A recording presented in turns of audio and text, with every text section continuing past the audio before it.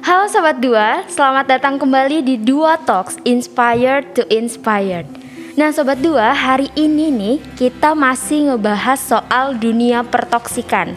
Kalau Sobat Dua udah nonton episode sebelumnya tentang toxic positivity, hari ini aku, Vio, akan membahas tentang toxic religiosity. Nah tentunya aku gak sendiri dong Sobat Dua. Aku ditemani oleh seorang bapak di sebelah sini, kalau Sobat Dua ngeliat. Nah, aku persilakan nih Bapak untuk memperkenalkan diri. Oh iya, terima kasih Vio.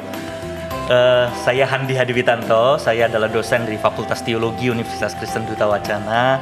Saya juga adalah pendeta di Gereja Kristen Indonesia. Terima kasih. Oke Pak, jadi sekarang kesibukannya apa nih Pak? Di tengah dunia yang serba online ini? Sibuk kerja, ya kerja. Seperti biasa saja rutin karena saya dosen, berarti saya mengajar dengan tugas-tugasnya juga penelitian, juga dalam beberapa hal tugas-tugas pastoral gereja saya rasa. Oh iya, oke. Terima kasih Pak Handi untuk perkenalannya. Nah, Sobat Dua, akhir-akhir ini kan kita sering banget nih dengar kata toxic. Mungkin Pak Handi juga sering nih dengar kata toxic. Mau toxic relationship, toxic friendship, dan banyak toxic lainnya. Nah, pada episode sebelumnya kita tuh udah bahas nih Pak soal toxic positivity. Nah, kayaknya nih ada nih sedikit keterkaitan dengan toxic religiosity. Tapi sebelum kita lebih lanjut nih Sobat Dua, pastinya kita perlu tahu dulu nih Pak, definisi dan arti dari toxic religiosity itu apa sih Pak? Oke, baik. Ya sebetulnya saya pertama kali mendengar orang ngomong toksik itu sebetulnya dari anak saya. Jadi anak saya ya seumuran Vio begitu ya, seumuran teman-teman Sobat Dua juga di sini. Saya mencoba untuk memahami bahwa toksik ini adalah bahasa atau istilah yang digunakan, kata yang digunakan untuk menunjukkan sesuatu yang tidak baik gitu ya, sesuatu yang bersifat negatif. Jadi kalau toksiknya terkait dengan relasi, berarti relasi itu berdampak pada sesuatu yang tidak baik, sesuatu yang punya suasana, punya kondisi yang negatif gitu ya untuk relasinya. Meskipun kelihatannya baik-baik, dan itu yang menarik sebetulnya dari bagaimana anak-anak muda menggunakan kata toksik dalam rangka mencoba menunjukkan bahwa ada yang tidak beres. Kelihatannya baik, tetapi sebetulnya secara esensial tidak baik begitu. Secara esensial itu merusak. Entah misalnya karena posesif, entah itu misalnya karena sesuatu yang punya niat-niat tidak benar di ujungnya, tapi dikemas sedemikian rupa sehingga kelihatannya baik-baik saja. Nah kalau sekarang ditanya kepada saya tentang toxic religiosity, ya ini berarti kita berbicaranya bukan soal dalam relasi, entah itu relasi berpacaran atau relasi yang umum, tapi kita berbicara di dalam konteks kehidupan beragama. Nah kalau sekarang kita coba definisikan, ini barangkali ada banyak definisi ya, menurut saya kita bisa membuat definisi itu sebetulnya. Tapi berdasarkan pemahaman saya bahwa yang toksik itu punya impact yang tidak baik, punya esensi yang tidak benar, maka berarti toxic religiosity itu adalah meskipun kelihatannya bagus berbicara tentang agama, berbicara tentang iman, tetapi secara esensial ada sesuatu yang harus diperhatikan karena jangan-jangan berpotensi tidak baik atau berpotensi menjadi sesuatu yang negatif gitu ya. Dan negatifnya itu bisa sampai pada situasi yang sangat serius, misalnya negatif yang dalam arti melecehkan, merendahkan, atau bahkan bersifat atau menunjukkan sikap yang bullying ya, istilahnya itu ya, mengganggu orang gitu ya, merendahkan orang. Jadi saya membayangkan bahwa toxic religiosity itu adalah soal di mana agama dihayati tetapi dengan cara yang tidak terlalu tepat gitu, dengan cara yang tidak terlalu baik, tidak kritis. Kalau orang berpikir bahwa agama mestinya baik, kita selalu harus ingat bahwa agama tidak pernah berdiri sendiri gitu. Agama itu selalu ada di dalam hubungan dengan bagaimana orang menginterpretasi agama, bagaimana orang memahami agama itu, menjalankan agama itu. Jadi kalau orang selalu bilang agama kan baik gitu ya, menurut saya selalu itu cara berpikir yang agak melupakan bahwa di dalam kondisi agama itu baik atau tidak sangat bergantung pada bagaimana orang-orang sendiri menginterpretasi agama. Saya rasa saya mencoba untuk memahaminya begitu ya. Sederhananya toxic religiosity adalah ketika orang menghayati agama tetapi dengan esensi-esensi yang tidak tepat, yang tidak baik gitu ya. Dan tidak baik itu mestinya memang ada ukuran-ukurannya begitu. Ya, kan Pak. Jadi kan toxic religiosity ini kan berarti toxic yang masih berkaitan lah dengan agama. Kan di dunia anak muda nih khususnya ya Pak, kan banyak banget tuh toxic yang dibilang sama anak-anak muda. Nah, kalau toxic religiosity ini udah tahu nih kita berkaitan dengan agama, sebenarnya indikatornya suatu agama atau penganut agama itu dikatakan toxic religiosity itu ada nggak sih Pak? Nah ini yang mungkin nyambung ya dengan yang tadi saya katakan, Sobat Dua juga bisa melihat itu dengan baik ya. Kalau kita bilang bahwa esensinya harus benar, esensinya tidak negatif, berarti kita harus bicara indikator, harus bicara ukuran. Saya merasa bahwa ukuran untuk berbicara mengenai toxic religiosity ini juga bisa sangat luas sebenarnya ya.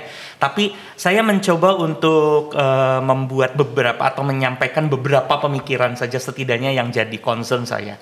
Salah satunya adalah indikatornya ketika agama itu diinterpretasi dengan cara tertutup. Artinya ketika misalnya tafsir pada sebuah ajaran agama itu kan kita semua sama-sama sadari bahwa itu kan cara orang menginterpretasi agama. Gitu ya. Yeah. Agamanya, ajarannya itu kan datang dari sebuah proses dinamis. Sebuah proses mencoba untuk melihat teks, misalnya teks Alkitab atau teks kitab suci begitu ya. Lalu kemudian ditafsirkan begitu. Nah, proses untuk mencoba melakukan tafsir, interpretasi itulah yang saya tadi sebutkan bahwa ada hubungan bagaimana penganut agama dengan agamanya, dan itu menjadi sesuatu yang harusnya dinamis.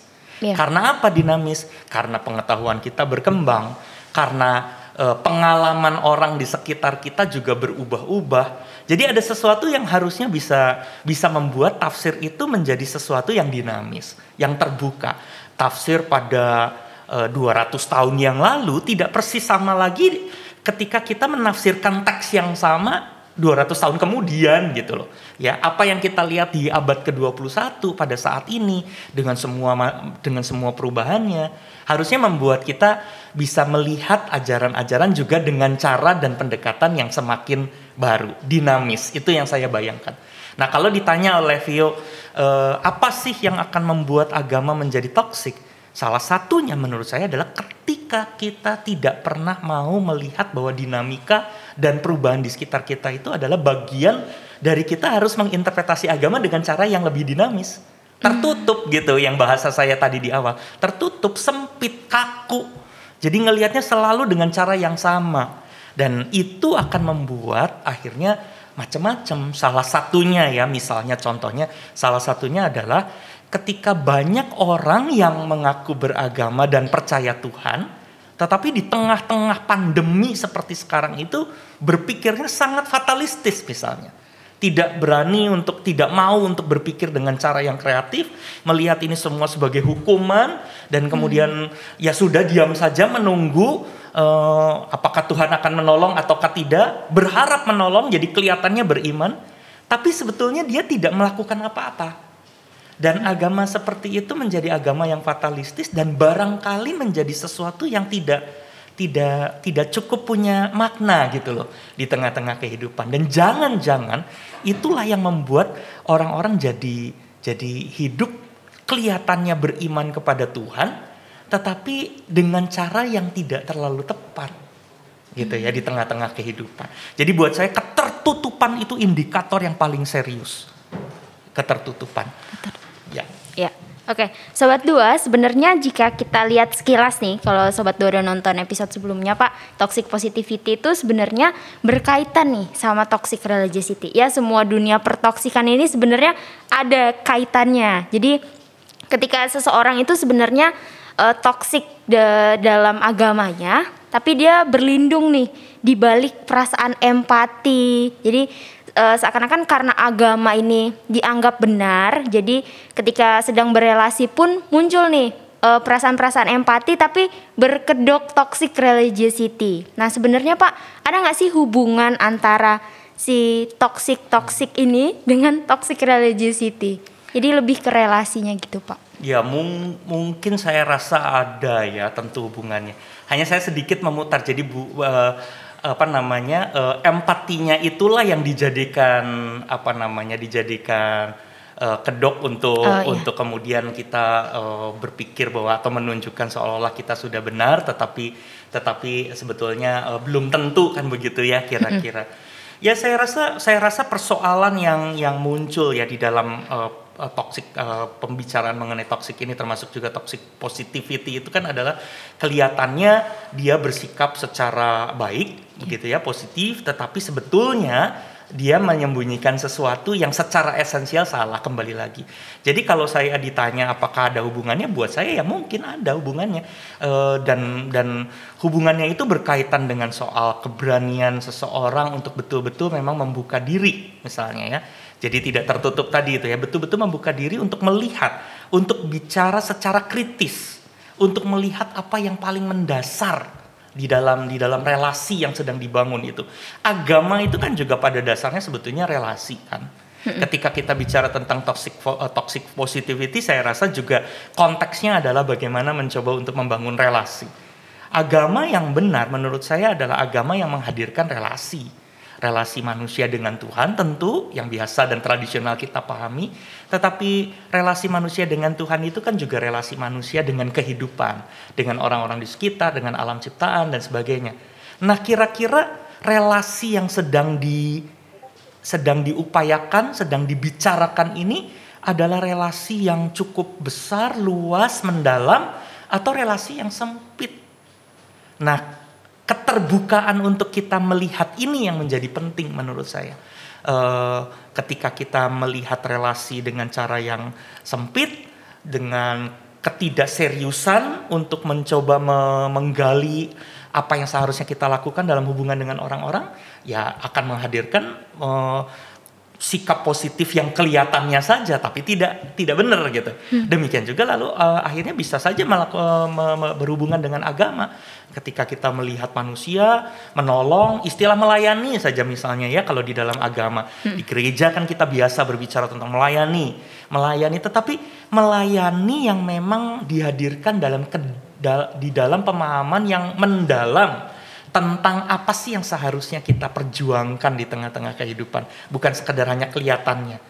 Ini kan sama sebetulnya cara pandang relasi dalam kehidupan yang kemudian muncul dalam toksik-toksik yang lain barangkali, dan cara pandang orang dalam relasi dengan Tuhan dan imannya di tengah-tengah kehidupan. Dan kalau yang satu nggak benar, bisa jadi lalu berpengaruh pada yang lain. Empati itu kan sesuatu yang sangat serius dan baik kan. Iya, Pak. Empati, kita harus berempati kepada orang. Tapi kalau sampai muncul istilah seperti yang Saudara Vio tadi bilang bahwa orang berempati untuk menjadi kedok, itu kan berarti bukan empati lagi gitu. Ya, dia tidak secara esensial, secara mendasar mencoba untuk menunjukkan hubungan yang serius dalam kehidupan. Saya punya contoh ya yang sering kali saya gunakan ini, Sobat Dua mungkin bisa membayangkan situasi itu. Contoh saya itu begini. Kalau di gereja misalnya ya, lalu gereja berpikir tentang melakukan pelayanan, diakonia kalau orang-orang gereja suka sebut. Lalu diakonia itu diekspresikan dalam bentuk pelayanan aksi sosial. Baik atau tidak? Baik, Pak. Ya, dalam hal tertentu ya jelas itu bukan sesuatu yang buruk begitu ya, itu baik. Lalu aksi sosial itu dilakukan misalnya dengan memberikan atau menolong atau membagikan pakaian misalnya ke rumah yatim piatu pada hari Natal. Begitu ya. Sampai di sini masih baik kan ya? Siapa yang bilang itu sesuatu yang buruk? Itu sesuatu yang baik.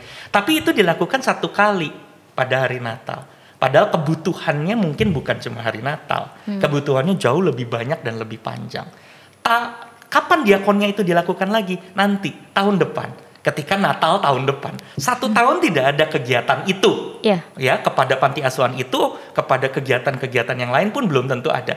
Tahun depannya baru dilakukan. Dan karena panitianya ganti, lalu pindah ke panti asuhan yang lain.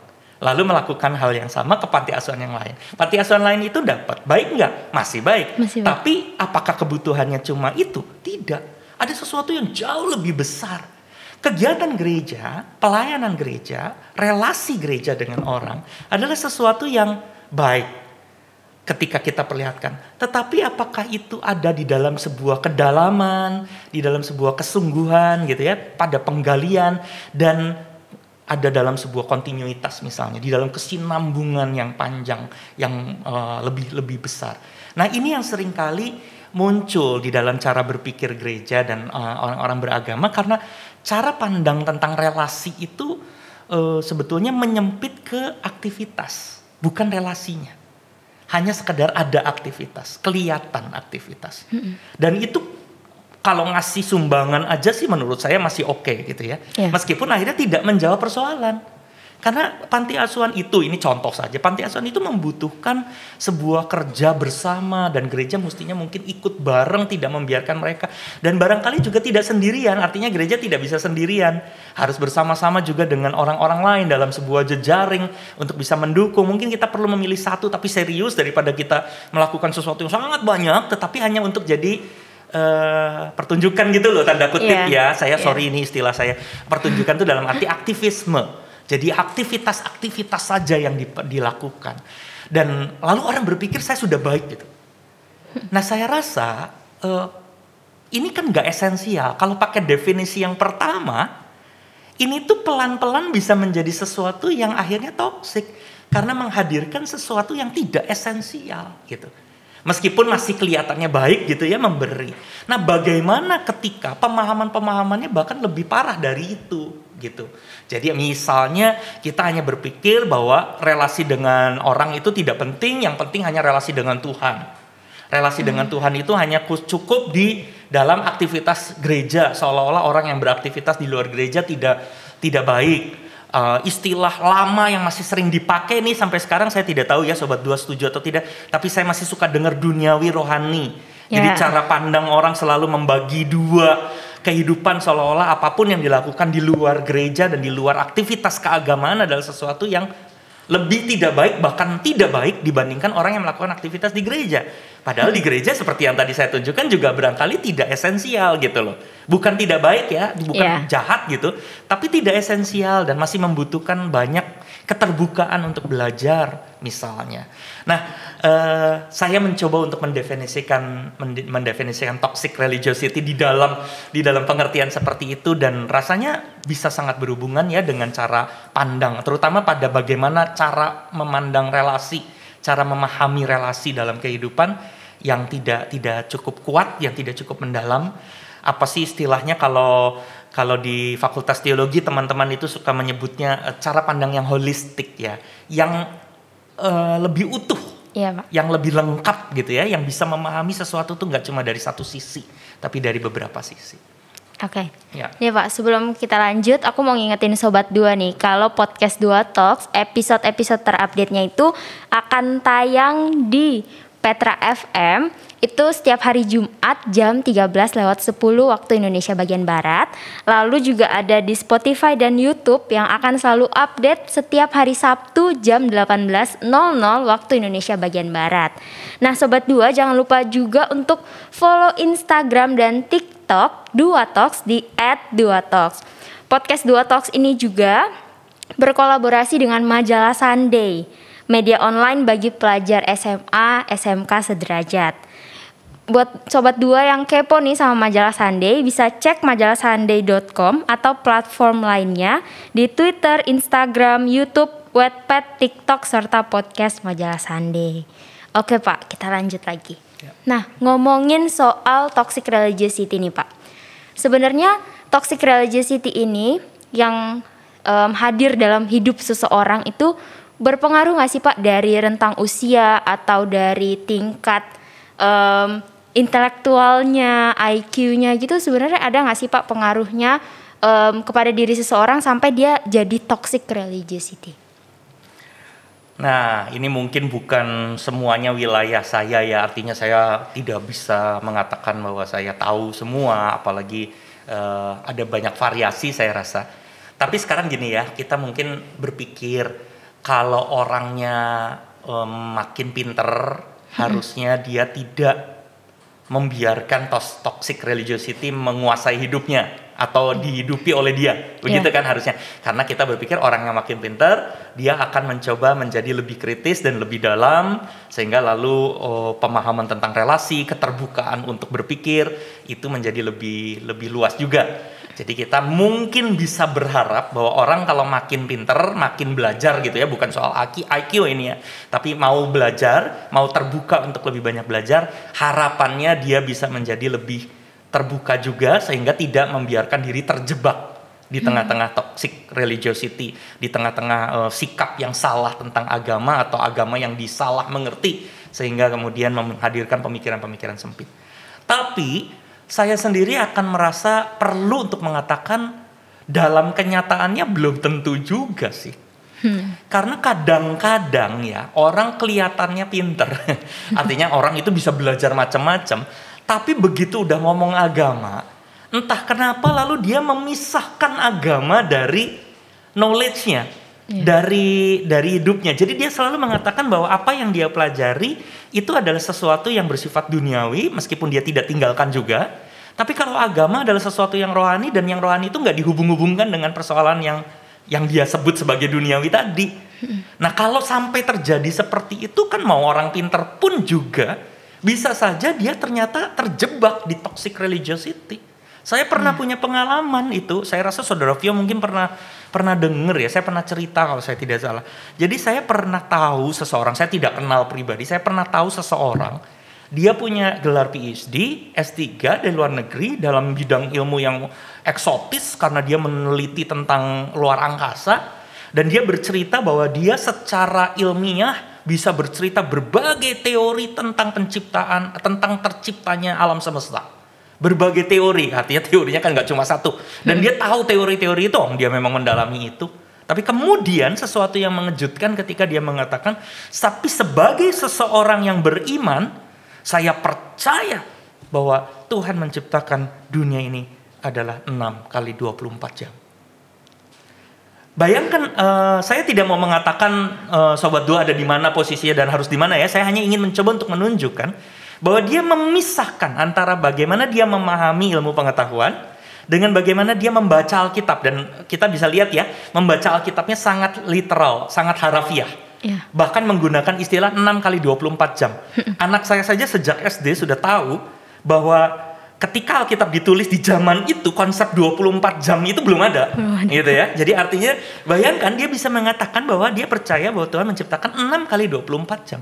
Orang dulu-dulu aja masih mulai bikin interpretasi ya, satu harinya Tuhan itu kan mungkin 1000 tahunnya manusia gitu ya. Pemahaman untuk mencoba, ini ada yang gak cocok nih soalnya kalau 6 kali 24 jam.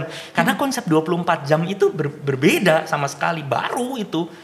Tapi kalau seorang dengan ilmu pengetahuan yang setinggi itu, dia tanpa ragu mengatakan bahwa dia memisahkan, berarti kan hipotesis, istilahnya, bahwa kita mengatakan orang kalau pintar harusnya tidak kena toxic religiosity, ternyata juga bisa nggak berlaku. Berarti apa? Masalahnya adalah cara pandang dia tentang agama. Bagaimana agama dilihat bukan sebagai sesuatu yang terpisah dengan hidup, yang terpisah dari pengetahuan. Saya suka ngobrol, teman-teman Sobat Dua, saya suka mengatakan kepada mahasiswa teologi ya, antara beriman dengan belajar ilmu jangan dipisah. Karena ketika kita belajar ilmu makin tinggi, kita juga bisa beriman makin tinggi. Tapi ketika kita sudah memisahkan, seolah-olah kalau belajar tidak ada urusannya dengan iman, dan kalau kita beriman tidak ada urusannya dengan belajar, itu yang bikin orang mau pintar kayak apa juga bisa kena toxic religiosity. Betul nggak? Iya. Jadi artinya ada sesuatu yang salah gitu loh dengan cara pandangnya tentang agama itu.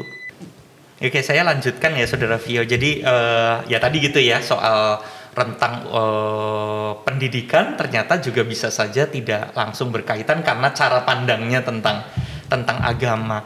Sebetulnya nanti itu akan masuk juga daripada cara pandangnya tentang Tuhan, cara pandangnya tentang kehidupan gitu ya. Jadi harusnya kan ada sesuatu yang berkaitan, yang mendalam, yang tidak asal asal dipahami begitu ya. Jadi itu akan membuat bagaimana dia akan hati-hati, kritis pada imannya, tetapi juga di sisi yang lain dia lalu serius dalam rangka mencoba untuk membangun relasinya dengan orang-orang dan kehidupan. Itu yang akan membuat cara dia hidup, cara dia berpikirnya itu nyambung dengan cara dia beragamanya, begitu. Ya, jadi tidak terjadi toksik. Dan itu bisa saja terjadi pada orang-orang yang tidak mesti harus secara akademis tinggi-tinggi. Justru malah orang-orang yang berpendidikan sederhana, tetapi cara pandang dan cara hidupnya dan cara melihat agamanya meluas, mendalam, akhirnya dia juga bisa lebih oke gitu ya. Jadi artinya akhirnya urusan pendidikan juga tidak terlalu harus berdampak. Cara pandangnya tentang agama itulah yang harusnya jadi serius kan gitu. Ya Pak. Ya. Tadi Saudara Vio juga tanya soal rentang usia ya. Ya saya mencoba untuk melihatnya juga dengan segala keterbatasan. Memang secara teoritis katanya anak-anak di generasi Z gitu ya, yang kira-kira remaja sekarang lah, saya rasa ya usia SMA begitu sampai dengan kuliahan pada zaman sekarang ya, di tahun 2021 itu kan sekarang ini disebut generasi Z. Yeah. Dan secara teoritis generasi Z itu konon katanya tidak akan terlalu peduli pada institusi agama gitu ya, jadi akan lebih terbuka dalam berpikir karena memang informasi juga sangat terbuka dan sangat banyak. Kalian semua bisa belajar dari mana-mana gitu. Sehingga lalu secara teoritis dikatakan bahwa biasanya generasi Z itu lebih terbuka cara berpikirnya. Kalau kita membayangkan logikanya barangkali kalau pikirannya terbuka ya gitu tadi juga nggak akan terganggu oleh toxic religiosity gitu ya, lebih kritis, lebih mendalam. Dan memang benar banyak anak-anak muda yang sangat serius dan kritis gitu ya pada agama karena dia belajar sesuatu gitu dan melihat enggak, jangan begitu dong berpikirnya. Misalnya di tengah-tengah pandemi orang hanya mengatakan melalui TikTok misalnya, percaya saja sama Tuhan semua pasti beres. Ya mungkin kelihatannya itu baik gitu ya, kelihatannya itu bicara tentang Tuhan. Tapi kembali coba perhatikan esensi dari orang percaya pada Tuhan bukan hanya sekedar soal asal percaya gitu loh dan tunggu, tapi esensinya tuh adalah bagaimana kita mencoba untuk memahami di dalam situasi pandemi ini apa yang harusnya kita ekspresikan dan tunjukkan sebagai sikap yang mendalam secara iman.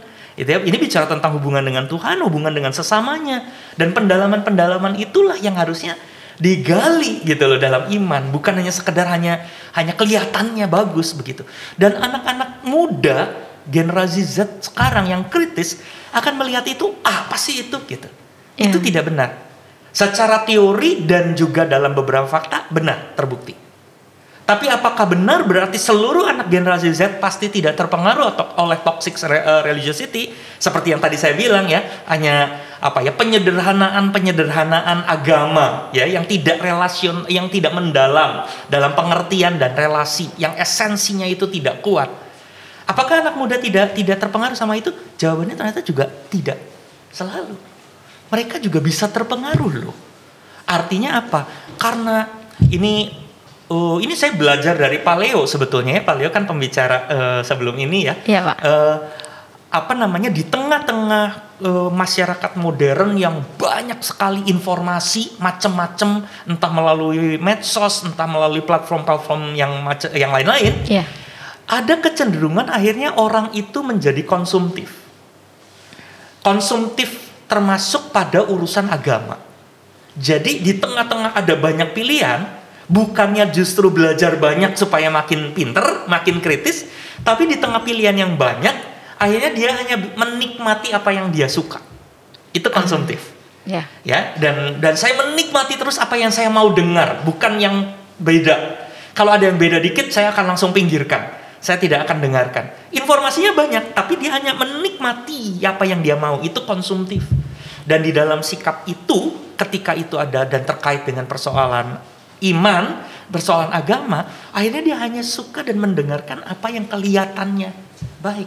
Nah, celakanya ketika yang dipilih adalah sesuatu yang ternyata toksik, yang dipilih atau yang mendatangi hidupnya dan dinikmati, itu adalah sesuatu yang tidak mendalam, tidak esensial.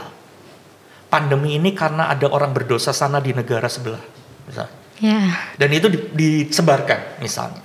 Atau misalnya waktu awal-awal pandemi ketika orang mengatakan kalau percaya sama Tuhan Yesus jangan penakut, buka maskermu. Itu juga pernah ada dan ada di YouTube di mana-mana khotbahnya. Saya nggak tahu yang khotbah itu sampai sekarang bagaimana gitu ya kondisinya. Semoga selamat gitu ya. Nah, dia nggak mau pakai masker, tapi saya rasa mungkin satu titik dia pasti harus karena peraturan pemerintah dan sosial.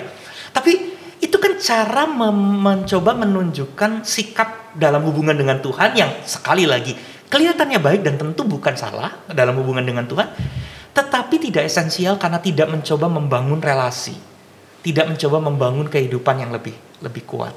Bahasa yang umum misalnya kita pakai solidaritas misalnya, tidak ada solidaritas. Dan akhirnya dibiarkan itu terus-menerus terjadi begitu.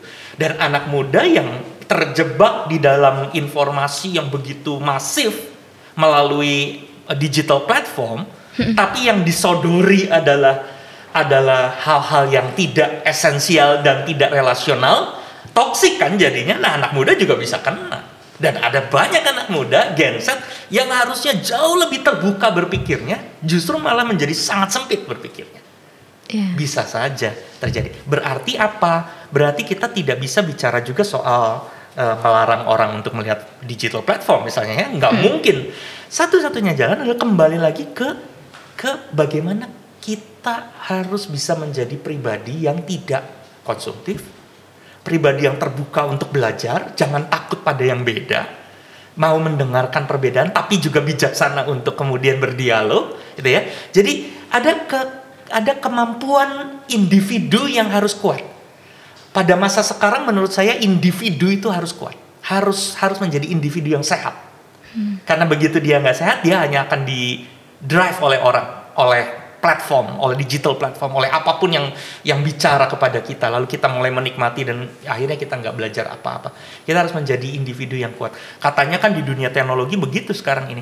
Apakah kita akan menjadi orang yang dikuasai teknologi, atau teknologi maju ini akan membuat kita menjadi manusia yang lebih baik karena teknologi? Dan itu pilihan menurut saya. Oke, Pak Handi, sepertinya ini udah mencakup keseluruhan dari toxic religiosity, tapi memang mungkin kita bisa cari tahu lebih dalam lagi terkait dengan toxic religiosity. Oke, terima kasih Pak Handi sudah menjadi narasumber di podcast kali ini. Sobat Dua juga terima kasih sudah mendengarkan episode terbaru Dua Talks. Sampai jumpa di episode selanjutnya di hari dan jam yang sama. Dadah!